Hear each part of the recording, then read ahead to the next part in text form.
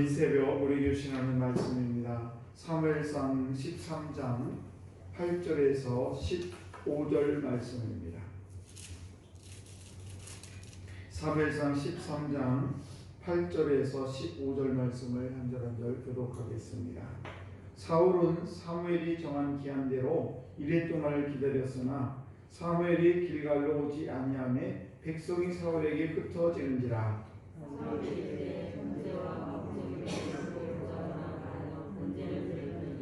번제 드리기를 마침에 사무엘이 온지라. 사울이 나가 맞으며 문안하매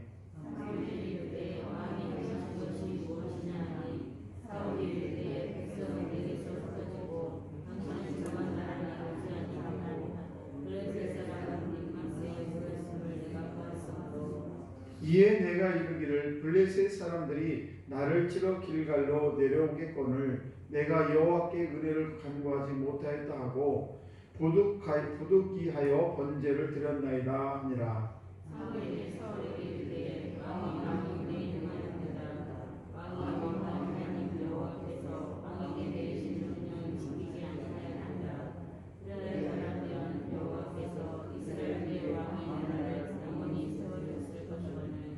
지금은 왕의 나라가 길지 못할 것이라. 여호와께서 왕에게 명령하신 말을 왕이 지키지 아니하였으므로 여호와께서 그의 마음에 맞는 사람을 구하여 여호와께서 그를 그의 백성의 지도자로 삼으셨느니라 하고 사무엘이 일어나 길갈에서 떠나 베냐민 기과로 올라가니라. 사울이 자기와 함께한 백성의 수를 세어보니 600명가량이라.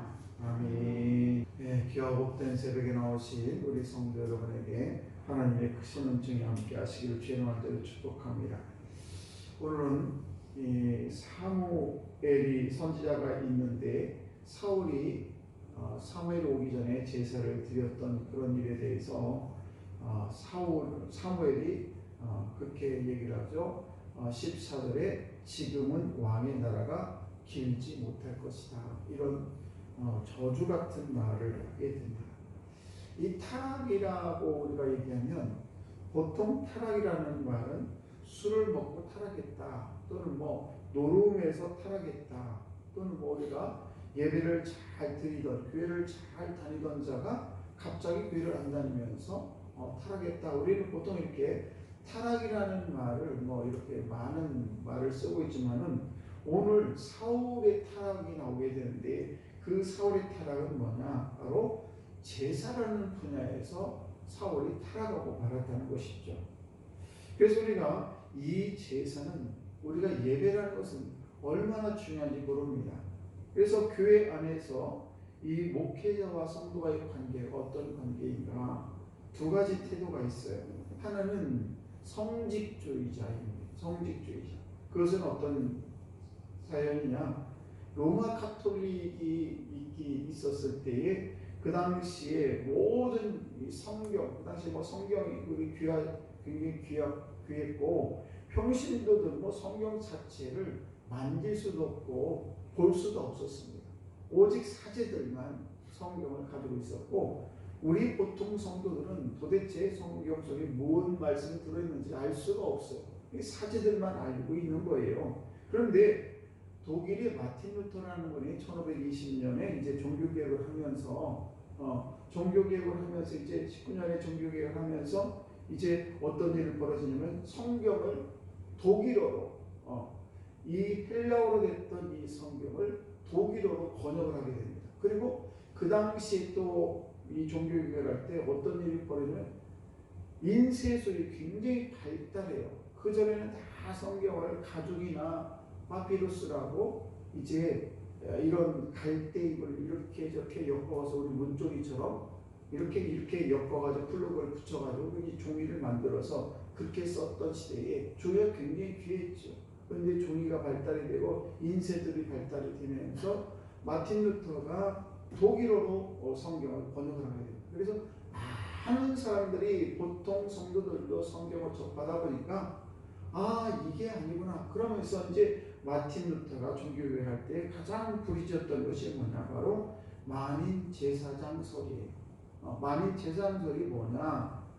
그 당시에는 그 가톨릭에는 지금도 마찬가지입니다. 인간의 우리가 죄를 져요. 우리가 기도를 드려요. 그러면 사제한테 기도를 드리죠. 성모 마리아여, 뭐 우리 기도를 들어주소서. 성모 마리아한테 기도하고 이렇게 합니다. 근데 지금은 어떻습니까? 우리는 직접 하나님과, 말하자면 옛날에는 다 교환소를 거쳐서 통화를 했었는데 지금은 그게 아니고, 마틴 루터 하는 말씀은 종교개혁이 일어난 그 여러 가지 이유 중에 하나는 뭔가는, 모든 사람들, 하나님의 모든 백성들은 다 하나님 앞에 동등한 하나님의 자녀들이고 다 하나님 앞에 직접 구할 수 있는 그런 권한이 있다는 것이죠. 그래서 이 모든 성도들 모두가 다 제사장이다. 어떤 제사장을 정해놓고 그 사람을 통해서 우리가 기도를 받고 그를 통해서 예배를 드리고 이런 것이 아니라, 우리 모든 하나님의 백성들은 다 하나님과 직접 통화할 수 있는 그런 제사를 드리고 기도를 드릴 수 있는 그런 많은 모든 사람들이 다 제사장이다라고 하는 것이 바로 종교개혁의 가장 핵심인 것입니다. 그래서 사제들만 성경을 볼 수 있었던 것에 대해서 모든 평신도들도 다 성경을 볼 수 있고 오직 성경, 그래서 성경으로 돌아가라 이런 말을 하게 됩니다. 그래서 우리는 이 성직주의, 이것을 보통 예배 드릴 때에 목회자와 성도 간에 있어서 아직도 성도들은 그냥 내 말 따르기만 해. 그러면서 어떤 목회자들은 그냥 성도들은 아무것도 시키지 않고 오직 모든 결정과 모든 권한은 다 목회자에 있다라고 생각하는 그런 부류가 바로 성직주의자들이에요. 또 하나는 어떤 부류가 있는가 하면은 반성직주의자가 있어요. 그것은 뭔가 하면 목사님 필요 없어. 그냥 우리끼리 예배드리고 목회자가 뭐 필요해. 그러면서 성직자들은 더 이상 교회 필요 없다라고 생각하는 사람들이 반성직주의자들이에요. 이런 사람들은 대부분 목회자에 대해서 아주 부정적인 생각을 가지고 있고, 목회자에 대해서 어떤 상처를 가진 사람들이 모여서 예배를 드리는 그런 공동체도 있습니다. 그 대표적인 예가 우리가 잘 아는 그 군대를 안 가는 있죠. 여호와 증인들. 이 사람들은 목회자가 없어요. 그냥 자기들끼리 예배를 드려요. 네, 아무튼 여러 가지가 있는데, 아무튼 우리가 성직주의자나 반성직주의 모두 다 극단적인 태도예요. 그래서 목회자가 모든 것을 들어줘 다 모든 틀어주는 것도 안 되지만은 목회자가 없어도 안 된다는 것입니다. 그러므로 우리가 목회자와의 관계는 교회 생활에 있어서, 우리 생활에 있어서 절대적으로 행복이 이리 왔다 저리 왔다는 그런 관계가 설정이 되는 것입니다. 그래서 우리가 이 목회자와 관계가 불편하게 되면은 두 가지 해결책이 있는데, 그 첫 번째 결정은 뭐냐? 빨리 그 관계를 회복하는 관계예요. 그래서 우리가 목회자와 관계가 불편하면 빨리 그것을 회복하는 것이 매우 중요한 거예요. 시간이 지나면 지날수록 너무 힘든 거예요. 교회 생활. 우리가 해보셔도 알지요. 목회자한테 시험을 들게 되면요, 아무리 목사님이 여기서 하나님의 말씀을 천사 같은 말을 해도요, 전혀 안 들려요. 안 들리고, 아이고 너나 잘했어, 이렇게 들리거든요. 그런데 이렇게 목회자의 관계가 불편하게 되면은 은혜가 전혀 안 되고 예배가 안 되죠. 그러니까 교회 생활이 안 되죠. 그러니까 모든 일들이 짜증나면서 이 관계가 회복이 안 되게 되는 문제가 굉장히 많습니다. 그러면 또 하나는 뭔가 하면, 이 목회자와 불편한 관계를 이렇게 해결하는, 자기 스스로 해결해야 되고, 또 하나는 어떤 관계가 되냐면은 교회를 떠나는 것이 좋아요. 그 관계가 안 좋을 때는. 왜 그러냐? 우리가 목회자 관계가 불편하게 되면은 일단은 제가 말씀을 드렸습니다. 말씀이 안 들어와요.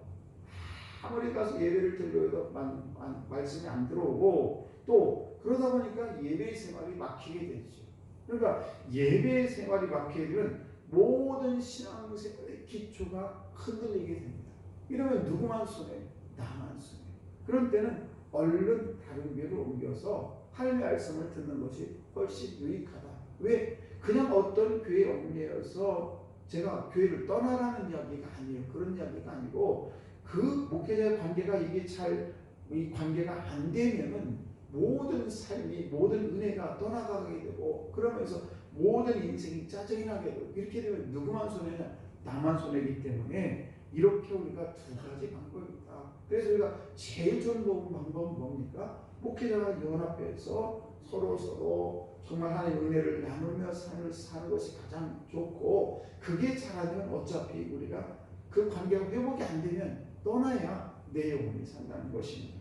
그러므로 오늘도 사울이라는 사람이 사무엘 선지자가 오기를 조금 더 기다렸다가, 그랬다가 정말 그 사무엘로 하여금 제사를 드리도록 했어야 되는데, 사울이 너무 급한 나머지 여러 가지 핑계를 대면서 자기가 스스로 제사를 드림으로 인해서 이 사무엘과 사울과의 이 사이가 나빠졌을 뿐만 아니라 사울과 하나님과의 관계도 좋지 않은 그런 관계가 된 것을 볼 수가 있습니다. 오늘도 저와 여러분들이 목회자 관계를 잘 정립을 하셔서 그래서 저와 여러분들이 하나님 앞에 신령과 진정으로 예배드리는 복된 성도여러분 되시기를 주의 이름으로 축복합니다.